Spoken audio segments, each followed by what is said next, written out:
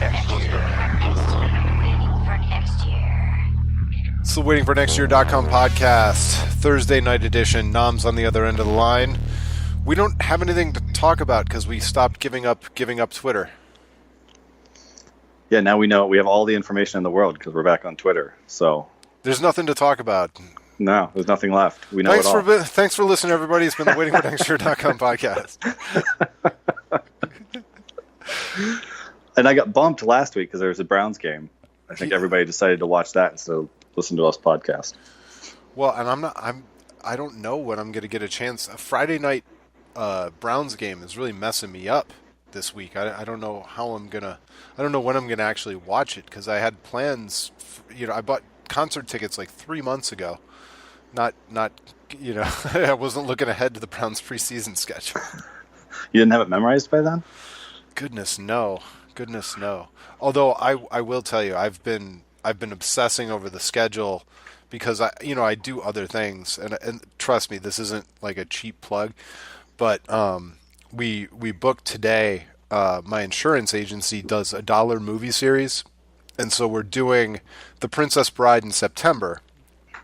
And so I picked a Sunday, because I usually do them Sunday at 4.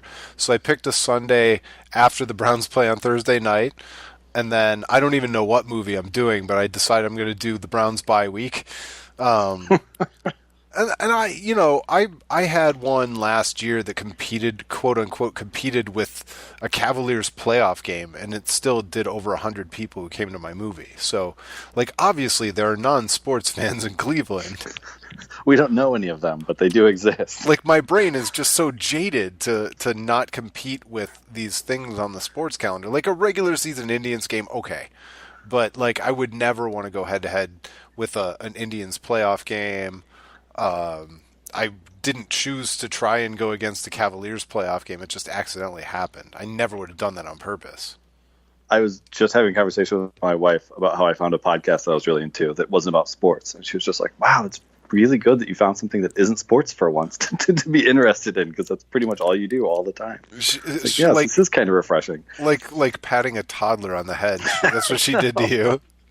Oh, how cute. What podcast is that?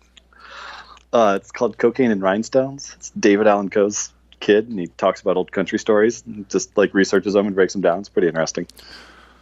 So that is interesting, and I think it's because people are too nervous about rights for music, but there are not great podcasts about music. Yeah, and you'd think that would be right because the people who are listening to podcasts probably also listen to a heavy amount of music. You're listening on a mobile device. The ways that you listen to a podcast are probably similar to the ways that you're going to be consuming music. I switch back and forth between Spotify and podcasts all day. Yeah, but even over the years when Andrew and I have done a podcast about music, I was too nervous to put 20 or 30 second clips into the podcast because I thought we'd get pulled or yelled at or sued or something. Yeah, and it's hard to break something down too much unless the audience has really listened to it as much as you have. Because we all kind of consume music. Some of us will have a favorite song we'll listen to 1,000 times, and somebody else might have heard it 3 times, and you just have completely different views of that song. Right, and when Andrew and I did a career breakdown of Deftones, it was 10 people's favorite podcast of all time. It's really self-indulgent, and whatever. It's podcast. If you don't like an episode, just skip it. So I don't care that much, but at the same time, this is the Waiting for Next Year podcast, which is whatever we want it to be, but it's mainly about sports, and people like it when we're loosely talking about sports. Right, and so you're not tying it back at all. But yeah, that is interesting that there aren't more music. I mean, there's a couple out there, but yeah, there's not any that have really taken hold too much. So yeah, that's the one. And I'm sure we're going to get some feedback that there's 27 amazing music podcasts, but none of them are This American Life or TED or NPR. I mean, they're not at the top of the charts. They're not a shared experience that if you're talking to somebody who's into podcasts, they immediately know what you're talking about. Yeah, and maybe music doesn't need it. Joe Walsh was on Mark Maron's podcast that was released today.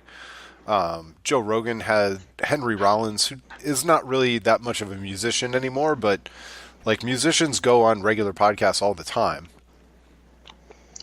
True. They kind of work their way into everything else. By the way, I've seen Henry Rollins do his spoken word, and it's the most. It feels like a punk rock show. Like you're sitting in an uncomfortable chair listening to guys just talk for like 3 hours, and somehow it still feels like a punk rock show. That's kind of awesome. I've never seen him do spoken word live. I've seen videos, obviously, but it kills. I want to go back to something real quick. Yep. You were talking about the Browns playing Friday night. Would the NFL be a better sport if just all of the games were at night? That's interesting. Like instead of having to dedicate my Sunday in the fall, which in Ohio, fall, Sunday afternoons in the fall are prime Ohio weather, right? Like nothing beats Ohio in the fall. Yeah, it's and the you're best. Giving up all of those, like your entire Sunday to watch football. Like if it was Saturday night, Sunday night, Monday night, and you could just watch it all night. That's part of why last year was so liberating, because at a certain point, I had some activities pre-scheduled with my kids, and I was just like, F it. I'm just going to leave. And I enjoyed my fall. Yeah, because there's a certain amount of guilt, and maybe this is just because we both have kids, but there's a certain amount of guilt to spending that much of your Sunday parked on a couch, not talking to anybody else, watching sports. So here's another thing, and maybe this is going to make me a bad dad, or maybe it's going to make me a better dad. I mean, to be a really good dad, the equation's simple: record the Browns game and watch it later when they're not awake. But now that I've switched to YouTube TV, I kind of feel like I can watch, and NFL's the kind of thing you can have it on your phone, and you don't have to stare at it 100% of the time. Yeah, there's only action like every 30 seconds or so. Yeah. I do that. I put it on the iPad, so I have 2 daughters. Like I'll be sitting playing Barbies or something, and I can just have it next to me and be following what's happening while still participating with the girls pretty well. It's not like basketball where you kind of have to be watching all the time. Well, and it's more attention being paid to my kids than my dad, who just expected us to watch the Browns with him. Right. You wouldn't want to put that on anybody. No, it's so hard to force your kids to like a sport. It's so hard. And by the way, I'm not judging my dad harshly either. Like I obviously took to it. Right. I've written for a decade of waiting for next year. So yeah, no, I think it would be better in a lot of ways, but it's part of the reason why I've never been able to record a game and watch it later is because of Twitter. And if I've truly broken the Twitter hold on me, maybe I could actually do it in a way that's convenient for me. Yeah, and then you could watch it, and then you could. I don't mind when people like rewatch something and then give their kind of calculated thoughts later. I don't mind either. I enjoy that. It's kind of like, all right, you sat down and you really thought this through. It wasn't just tweeting something with a bunch of exclamation marks behind it in the moment. There's more value to that, and it's always interesting to see what other people saw when they're actually have their head on straight and are watching it and not covered in emotion. So since you came back to Twitter, you've had some complaints. You've noticed some really weird things. Before I let you get there, though, I'm going to tell you, every time I go to tweet something, I think twice about whether it's worth tweeting, has any value, or I should even bother. I never used to do that. I used to just, fart it out there. Yeah, same. I find myself tweeting random things a lot less. Like the kind of things where maybe you're talking to yourself, where you're tweeting something out just for your own enjoyment. I still have a lot of conversations with people. I still get the mentions a lot, but I don't necessarily just, barf out opinions all day like I used to. It's strange. It's kind of nice. I guess. I feel like there's less embarrassing opinions of mine out there. I look back at a day later, I'm like, man, I didn't need to tweet that at all. Yeah. So you had some specific things that are annoying you like crazy since you came back. Yeah, the entire thing where they show you tweets of people you don't follow that happened 12 hours ago that didn't have any likes or comments or anything. Like I had one today that was from like 6 hours ago, and it said something about going to Target. And it wasn't somebody I follow, and it had 12 total likes. Like, I want to know what the algorithm is that they're using to put that in my timeline. and I'll see the same person that I don't follow frequently, and it's like, all right, I understand that person might have a lot of, similar followers as me or something, but that probably means I'm not following them for a reason, right? Like, we all use Twitter enough that we've created this timeline that we're trying to use, and there's a reason that people aren't on it. And so I feel like they're trying to force everyone to use Twitter in a way that isn't really how any of us want to use it. Yeah, I don't think they have any sense of their own product. I don't know exactly how to make it better, but I definitely get a sense that they don't understand their own product. And this goes back years and years with Twitter, because whenever anybody used their API to create an app like TweetDeck, they would buy them and stop developing it. Or there were a million Twitter apps, and Twitter basically shut them down and put them out of business and forced people to use the product their way, which nobody wanted to use it that way. Yeah, it feels like they're all sitting around in a room thinking up ways to improve Twitter without ever actually using Twitter. which is really funny, but I get that sense a lot from a lot of products and websites, and what would be really cool? And then, like, no, you should have maybe asked the people who use it more than you do. Right. And I think brands just tinker with their products. I don't know if it's out of boredom or what, but there's so many times where I'm like, no, this product is fine. Like, you literally just don't have to do anything. I will just keep doing this as much as you want. How many times does Snapchat ruin their own business? Oh, yeah. But like with Twitter, I'm not even complaining about the ads. I don't even think the ads are bad. They could do more ads. I really wouldn't complain a lot much. Now, I'm biased because I work in advertising, but that's not the thing that's messing up the whole system. The problem is these other things that they're integrating in there. So the ads look that much worse because there's 10 other things on your timeline at any given moment that you don't care about. Yeah. All right. So let's talk about the Browns for a second, because you're a Dolphins fan. I kind of feel like we're in the honeymoon phase with Jarvis Landry, and that you as a Dolphins fan know that there's something coming and it's going to smack us all in the face, and you're kind of waiting to go, hey, told you so. And it's hard because I mostly liked Landry when he was in Miami. It's not like he's the kind of guy that everybody hated and was excited to see go. I think he's not Braylon Edwards. Right. But you I feel like some of the things that made him annoying in Miami, you're seeing him do more of. And I think by trying to take a bigger leadership role, that could backfire a little bit. I remember after his speech on Hard Knocks that had, everyone in Cleveland run holes through their wall like they were the Kool-Aid man ready to go to war for Jarvis Landry. There was a quote from somebody that was in the Miami locker room that was like, that must have been a different guy, because that, I don't know if it was for the cameras or for what, but that's not the guy he was here. I mean, he's a rah kind of guy, but that kind of stuff was not expected, or not what people saw when he was in Miami. So that'll be interesting. And the thing where he got in a fight on his first play, like, that was very much what he did in Miami. Like, that kind of stuff is going to happen. And go ahead. The taunting penalty. Yeah, like on his first catch or whatever. Like, that stuff happens a lot. It's really cute in the preseason. Right. And I made the joke on Twitter, which is like the easy, obvious joke, that, he averages 7 yards a catch or whatever. It takes him a long time to make up for every 15-yard penalty. So that's the kind of stuff that'll hurt you a little bit. And he is, and I think I've said this before, he's got a little bit of that Draymond Green kind of thing in him, where he's fired up, he wants to win, but as soon as you're not winning, he's going to tell you it's because you're not doing the thing he says. And there were times where he would get in fights with the coach on the sideline, and he'd pout a little bit about not getting enough targets. So those are the kind of things that you're just kind of looking at. You're like, all right, well, when Josh Gordon comes back and Duke Johnson needs catches, and if they get Des Bryant needs catches, and Njoku needs catches, if Jarvis Landry's not getting 15 targets a game, what is his attitude if they're winning, 5 or 6 games this year? So I'm hoping, and obviously I have no idea, but I'm hoping that the advent of that new contract maybe slows some of that stuff down too. Not his hunger to succeed, but like, he's not looking for that first big post-rookie deal contract anymore. He got it.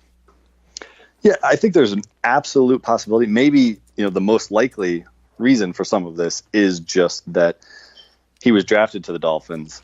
When you're a young guy coming onto a team, you never know when to take that leadership role, or you always kind of feel like the young guy. Maybe now that he's on a new team that's full of young guys, he feels empowered to take on a louder role and to do more of that kind of stuff. And so that's where this is coming from. And if so, that's great. And I don't think he's a bad guy. I don't think he's like a problem, but I think he's a guy that, he 80% of the time you love him, but that 20% of the time is super annoying too. Yeah. Well, and I mean, he's pretty much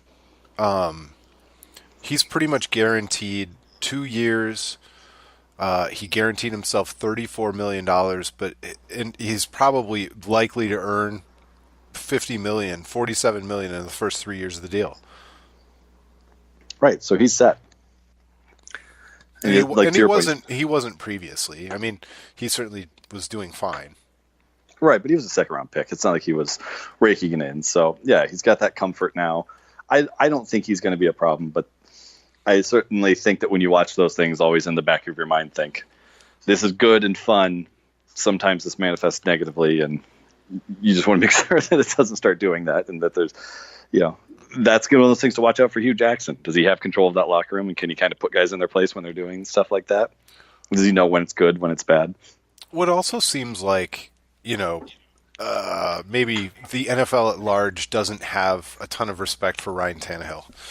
And Jarvis Landry was in a position to have more of an opinion on Ryan Tannehill than maybe anybody else in the entire league. Oh yeah, and he definitely pulled his pants down and took a steamy one on that reputation. So that's fine. Tannehill certainly hasn't proven himself to the point where guys don't feel like they can do that. So we'll see where it goes.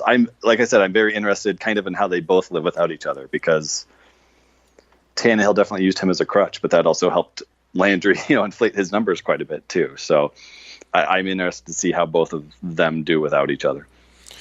I fully expect it to end poorly, because everything ends poorly. It's like the opposite of things with Boston sports teams. Yeah. Where like everybody today at work was talking about Kyrie Irving. Like, do you think he's going to leave at the end of the year? And do you think this is going to happen? I'm like, no, everything works out for Boston. I'm sure he'll be fine. He'll return from his knee injury better than he was somehow, and they'll, be better than everybody even expected, and he'll sign for a max deal. Well, and this is something that I've talked about for years, because I was there.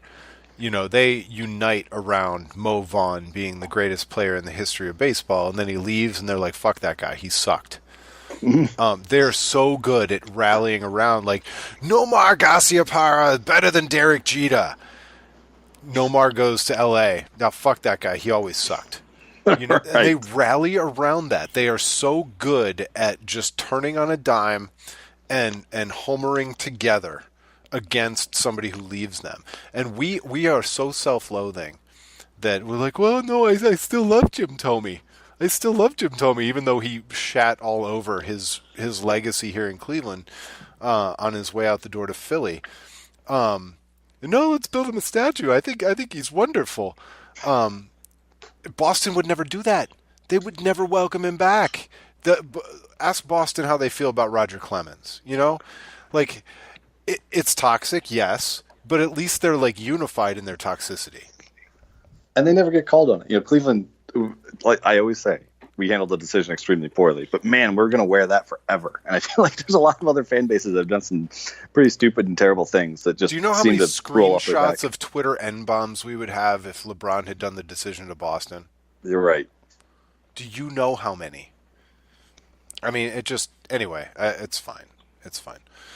I do think, touching on the Kyrie thing just real quick, I think it will be interesting if he comes back and it takes him a while to get back into shape. Boston's all in on Tatum. And when Kyrie's sitting there dribbling the air out of the ball and Tatum's not getting shots, it's going to be so much fun to watch what that fan base does. Yeah, I can't wait for it. I can't wait for that. I'm really enjoying that.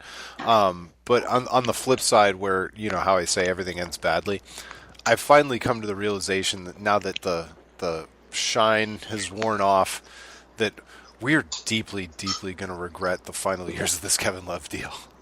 Yeah, it's going to be really ugly. But I'm still happy he signed. Yeah, no one ever wants to stay in Cleveland. Like, he had every reason to want to leave. And now, yeah, we gave him a contract that helped that. But it's just so hard to not be excited about a guy who was like, yeah, cool, I'll hang out. I'm an all-star. I'll play out the last couple of years of my prime here. Like, how let can me we not selfie enjoy with these that? construction workers. Right. Like, I don't know. It's just impossible not to enjoy that. Yeah, 3 years from now, I'm going to look back at this me and call myself an idiot. But right now, it's too much fun. Yeah, I don't even know. I was having that conversation with somebody, and I don't know anybody who doesn't think we're gonna regret the end of that deal. I just don't know anybody. At least he will always be like a legend who was on the title team. So you can always sort of talk yourself into it. It's not like like Blake Griffin in Detroit or something like that, or some guy that maybe Pujols out in LA right now, where it's a guy that there isn't that history around, and you're still paying to be an albatross on your payroll. At least we can always look back on him and remember that. It's true. He's a guy who did achieve something, and then wanted to stay. So there is something there. You're right. All right, where do we go next? We were going to talk about the Indians a little bit. You had some Melky Cabrera takes. Yeah, I feel like maybe this isn't a majority. Maybe it's just because I'm part of Nerd Indians Twitter, but everybody wants to free Yandy Diaz, and Melky Cabrera, while he's playing great, just doesn't project to be a super useful player, especially like in the playoffs. I mean, he's terrible defensively, and it's hard to imagine his bat remaining this good. But I think that we know enough about Terry Francona to just know that that's not going to happen. Like, Melky Cabrera is here to stay. Like, I feel like people are still doing that thing like, oh, every time Melky gets a hit, it just means Tito's going to keep him around longer. And I feel like that's giving too much credence to the idea that he was ever going anywhere. Like, he's here. He's our right fielder. Do you notice how quiet I am around the Indians conversations in Slack at Waiting for Next Year and on Twitter? Yes. I think Terry Francona is the best manager in the history of the Indians, and I trust in Tito, and I don't feel like I'm qualified to tell him anything different. So no, I'm like one of those facile Indians fans that's just like, we're better off with Terry Francona than without him. Oh, I definitely think and that's what's so fun about it, is that he's clearly the best manager that we could get. Like right, there's no way we're going to do something better. So when you complain about him, you feel dumb. It's like complaining about something LeBron would do. You feel dumb, but they still do annoying things that just drive you nuts. And that's one of them. Yeah, so I mean, we've never had a manager in this town as accomplished and good a reputation and managing clubhouse as well as Terry Francona does. Oh no, and we probably won't again. Right? No, he's better than Grover. And that's what makes these discussions so hard. Like I said, is that you sound insane for being mad at him about things, but like, I'm still mad of the playoff roster last year and how that all went down. And he knows way more than we do on the back end. And there's a lot more information that he has that we don't. But it's still, as a fan, you want to be able to break those things down. And so it's not fun for me to just trust in Tito all the time. I still want to have a take. I have to have a take. They're just inside of me. I got to let him out. I don't disagree with you, but like, he knows what it's like for Melky Cabrera to take batting practice with the rest of the team. He knows, maybe Yandy Diaz is like a super quiet, self-loathing hitter. There are all these different dynamics that we can't possibly understand. And so we look at stats and we look at these things and we build this great team on paper. And baseball is maybe the worst out of all of them in terms of us feeling like we know better than a manager or we could do a manager's job. Yeah, because so much of it's measurable. So much of the production is measurable that it makes you forget that there's a portion of the game that isn't measurable. And we scoff at the fans who talk about intangibles all the time. Like, oh, shut up.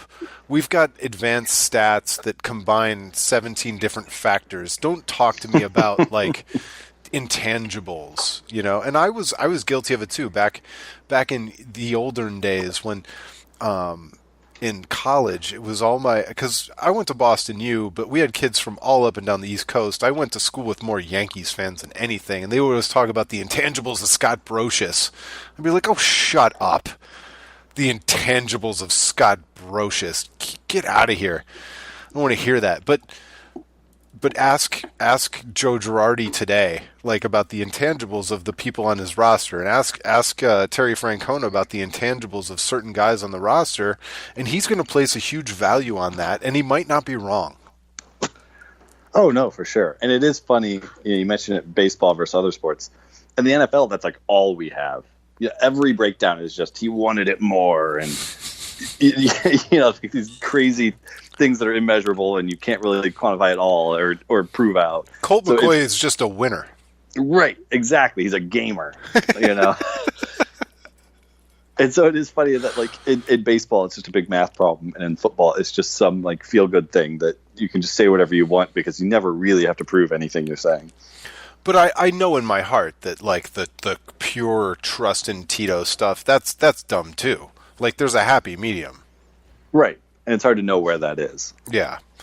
But Melky Cabrera, who's to say that he's not going to perform better in a playoff scenario than Yandy Diaz? And that doesn't make Terry Francona, like, stupid in his old ways.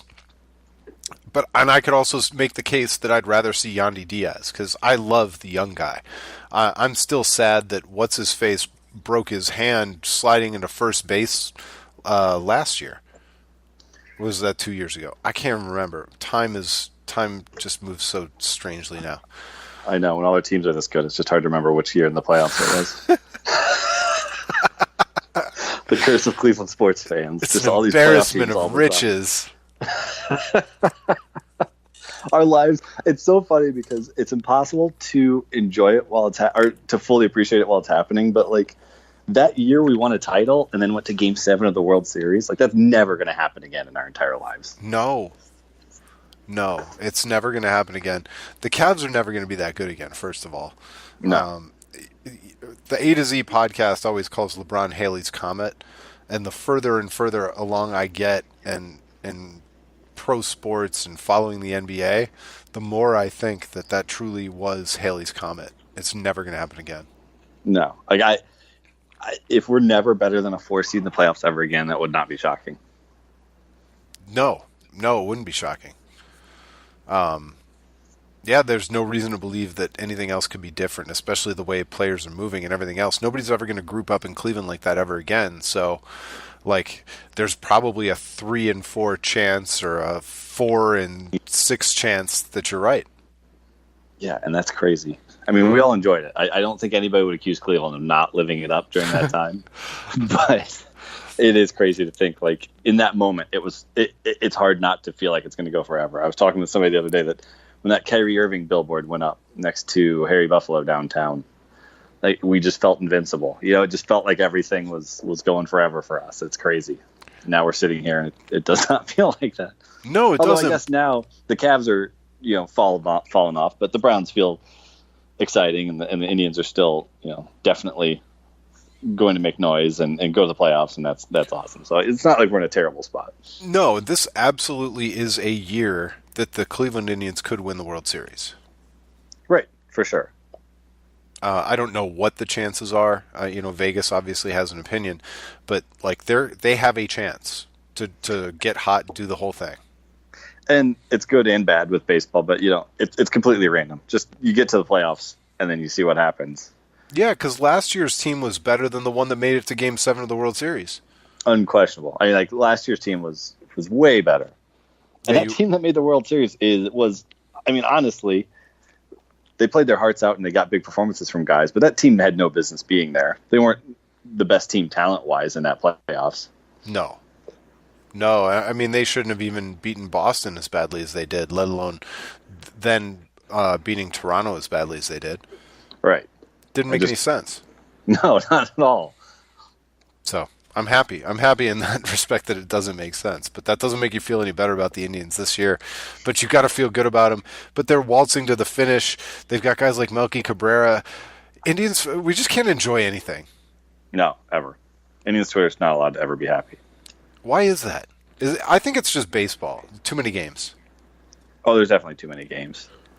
And there's too many games. I think it's not a great sport for people. There wasn't supposed to be a period there. I thought you were going to stop the sentence there. There wasn't supposed to be a period there. There's going to be a lot of people who just stop right there. Baseball isn't a great sport. I think it's one of the harder sports for people who aren't really into it if they just come in to talk to the people who are super into it all the time. Like, I feel like you can kind of dip in and out of football and basketball better than you can baseball. That's definitely true. There's a huge gap. And I felt that gap widen for me personally when I stopped playing fantasy baseball, because I used to know relievers all across the league. I used to know starters all across the league. I couldn't name the rotation of any team other than Cleveland this year. Right. And maybe I'm wrong on this, but I think baseball is the least popular sport in this town, like by a mile. Like, I feel like I can go talk about the NBA and 2 random other teams, and if you're a sports fan in Cleveland, you probably still know some things about them. Not even like the premier teams, but you know at least a couple of things about those teams, and I don't think it's like that for baseball. I don't hear people in Cleveland randomly having baseball conversations. No, they really don't, other than like anecdotes. Oh yeah, I went to Rockin' Blast last Friday. Right. And like, they might know some things about the Indians, but they're not talking about what's going on in like the National League or something like that. Like, ever. No, but even today, and I think football has been diluted to a large extent. But even today, if Aaron Rodgers does something and overcomes a 14-point deficit on a Sunday night or a Monday night, people will talk about it all the next day. Oh yeah, for sure. That's the thing everyone's going to talk about. Everybody watches the NFL. Everybody knows everything that happens. And it's an easy sport to do. There's only 16 games every week. It's easy to know who the players are because there's so few games. So few games. So it makes it a lot easier just to have those kind of top-line conversations. Where with baseball, you just feel like you have to know a lot more to talk about it at all. I can't believe the NBA found the happy medium between the NFL and Major League Baseball. Yeah, it really seems to have done that, where you don't have to be a complete hardcore fan to really talk about it and get it and enjoy it, but you can be if you want. Like, there's not as big of a gap there. Like, you don't see Cavs Twitter fighting with random people nearly as often as you do Indians Twitter. No, that's true. And Indians Twitter will go after, like, mainstream national writers. Everyone is dumb.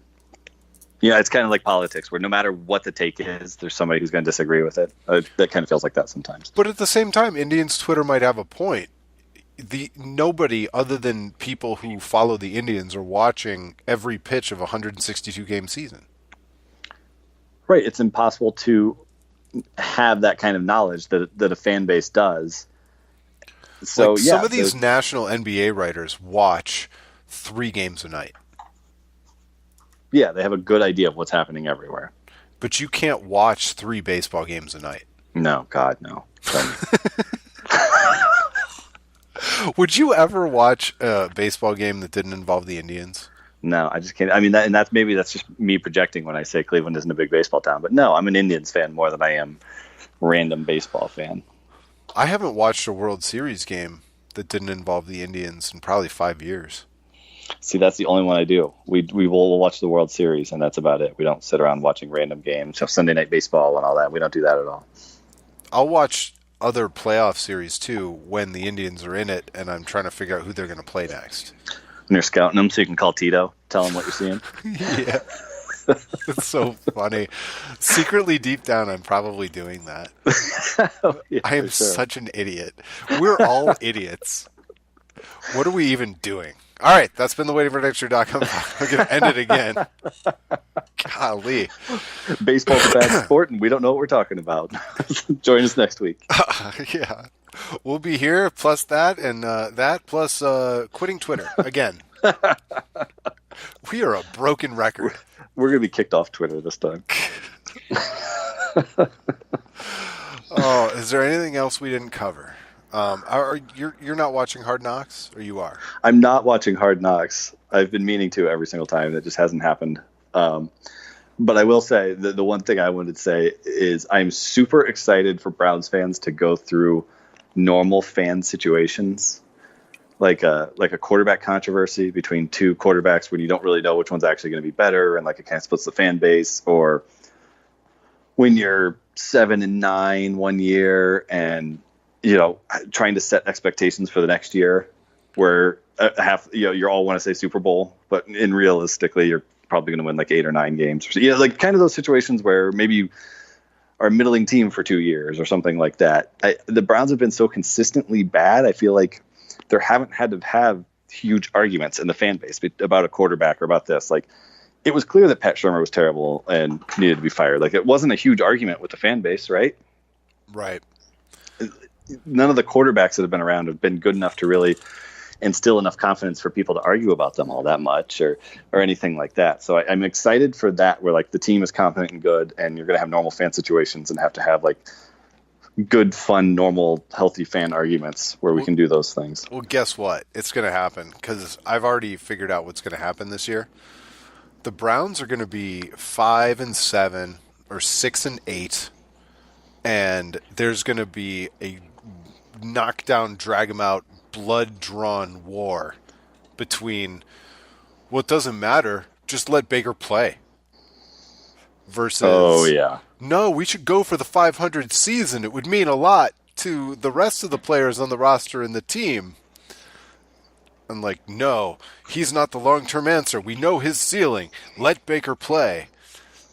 And it's gonna happen. The Browns are gonna have 4-5 wins. The season's gonna be over. They're gonna be out of playoff contention, and there's gonna be it'll only be a 3-day war, because the Browns will probably make the right call and just play Baker Mayfield.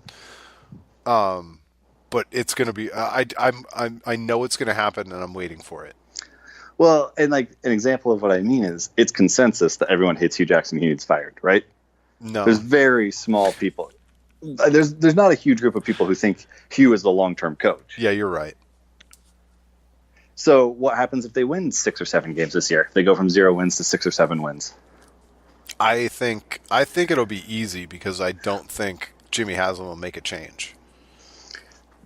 But that's the kind of thing that, like, that's going to start a war. If you win 6 or 7 games, there's going to be a bunch of people who say, hey, Hugh wasn't that bad. Look what he did. Maybe Baker Mayfield comes in and looks great. Maybe Tyrod Taylor looks great. Maybe, if they're winning, it's going to be because guys look good, and the coach is going to deserve credit for it. But there's, it's... Imagine what they could do with a real coach. Right. There's going to be half of that. There's going to be half the people who are saying, no, we're winning. Like, where's your evidence that he's bad? Yeah. And those are like the normal, I think, fan situation arguments that people have to have, as opposed to just, well, yes, Hugh Jackson won 1 game in 2 years. He clearly is bad and needs fired. Like that wasn't a hard thing to come to. And so that's the kind of thing I'm excited to see. Did Miami fans have this argument over Joe Philbin? At first, but like Tony Sperano, they definitely had it about him. Okay. Like that was a big one. And like the quarterback controversy when you're going through guys like Tannehill and Chad Henne and those kind of guys, like those are the kind of guys that most teams have that you argue about a bunch, or like GMs, Jeff Ireland, that kind of stuff. GMs who find a couple of Pro Bowl players, but can't seem to get the entire roster together. So both sides have a good argument. Like those kind of things are, I feel like, normal fan situations. And those are the ones I'm excited to start having in Cleveland, where it's, both sides have a good point and there's more like actual debate, and it's not just one side is freaking out and the other's like, whoa, we should freak out, but not quite that bad. Like those are the conversations we're having right now. No, that's kind of a good point, because I feel like there's been a lot of controversy, but in the end, it was like, well, should we just cut Johnny Manziel? Or should we bench him and see if he can learn? Like, nobody was saying, yeah, he's ready, play him. Because it was such a disaster. It was like, how do we manage the disaster? Right, and the stakes were always so low. Yeah. It's not like you were having these winning seasons or trying to do any, the expectations were never so high that you weren't just filling them or whatever. So I think that'll be interesting. Like I said, if you win 5 or 6 games this year and it's, do we bring Hugh back? Let's say you win 7 or 8 games. Well, then there's a quarterback controversy probably, right? There will be. I don't really care, though, because it's easy for me. Right. I mean, I agree that it should be Baker, but if you win 8 games after winning 0 games and people say Tyrod, like, they're going to have a decent argument. Yeah, well, that's when I say you franchise Tyrod and force somebody to trade for him. Oh, yeah, that would be But yeah, nice. no, I get you. I think this might be the first time the Browns have had competent management with John Dorsey. I don't think he's perfect by any means. Obviously, I've been critical of him, but like, he's actually a guy who deserves the job he's in. Yeah, and that's and like not to keep driving the point home, but right now competence looks awesome. He's clearly taking the franchise in a direction that need to go. After Ray Farmer and Sashi Brown just didn't seem right for the job, so he will definitely take the franchise into being a normal NFL team. And then you'll have to figure out, is he the guy who takes you to being a Super Bowl type team? Like those are the conversations we haven't really had to have. So I'm very interested in that. Oh, that's interesting too, because we've seen other cities have that. Like, he's capable of getting to 8-9 wins, but that doesn't get the job done. We want to win Super Bowls. Right. And let me tell you, if you can win 8-9 games, you can talk yourself into winning the Super Bowl next year every single year. It is extremely easy. And I've also seen it in Indianapolis, because obviously my wife is a Colts fan, and they have the franchise quarterback, but they like kind of ruined him systematically over the last 4 years, to the point where people are questioning now whether Andrew Luck is a franchise quarterback or not, which is ludicrous to this Browns fan looking from afar. Right. And I said that they should have fired Chuck Pagano and whoever the hell the GM was. Like, I had the clarity that those two needed to be gone that I had when I said that they needed to fire Eric Wedge after his manager of the year. So it's still crazy. But right, like firing a guy after being the manager of the year, like that's This is why I love Toronto, by the way. Firing Dwayne Casey after winning Coach of the Year or whatever. that takes like such huge guts to pull off. But and I don't disagree with them doing it. Right. They're right. Right. But the guts to do that and having a GM that has the respect built up to be able to pull that off without a huge backlash too. I mean, there was a little bit of pushback, but it wasn't significant. Most people were like, "Yeah, that's probably the right call." Yeah. But you have to have a GM that people trust enough that they're not saying, "Well, why aren't you getting fired?" Yeah. But I always thought Mark Shapiro could have pulled that off with Eric Wedge, and he didn't have the balls. That's interesting. I don't know if he could have. You think so? I didn't think he was that well liked. No, but he had the juice. Yeah. And people around the league it all comes down to who he had the respect of nationally and with other squads and stuff where they would have probably come to his defense because baseball people loved him. Well, and think about this. He waits too long, and the best manager available is Manny Acta. If he fires him when they're coming off a playoff season, what are his prospects like for replacing the manager? What are the candidates like then? They've got to be way better. Right, that looks like a good job. Yeah, it looks like a great job. I don't know. It does take balls. It's unconventional. Firing Dwayne Casey is not normal. Right, the easy thing to do there is to not fire him. Because if anybody says you should have fired him, you say, "Well, he was the coach of the year. Like, what do you want me to do?" Yeah, right. But the other obvious one was Mike Brown. Mike Brown should have been fired after he won Coach of the Year. Right. But again, the easy move is to not do that. Yeah. All right. I'm not sure what we accomplished tonight, but I enjoyed it. We kind of talked about sports. We always did. seem to talk around sports, which is impressive. Yeah, and we ended on a sports note. Right. It wasn't about how much we hated the sport, so that was great. So, to recap.